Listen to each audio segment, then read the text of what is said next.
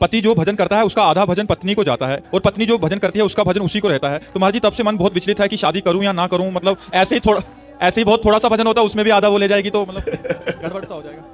भाई देखो, वो तुम्हारी अर्धांगिनी हुई, उसने तुम्हारा हाथ नहीं पकड़ा, तुमने उसका हाथ पकड़ा है। पत्नी का कर्तव्य नहीं कि सुबह से माला लेके बैठ गई, पत्नी को ऑफिस जाना है, वो बोले जी हमारे जब 11 माला पूरा हो जाएंगे तो चाय बनाऊंगी, अब वो पति बेचारा भूखा ऑफिस जाए, वो माला काम नहीं करेगी। पत्नी का कर्तव्य है मन क्रम वचन एक ही धर्म एक व्रत नेमा, काय वचन मन पति पद प्रेमा।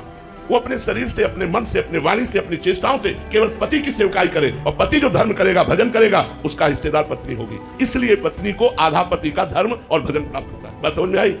हाँ तो डरो मत यार, डरो ऐसा, ऐसे तो ब्याह नहीं करेगा कोई भी, तो डरो मत ऐसा। Please like share and subscribe. Radhe Radhe, जय श्री राधा वल्लभ जी।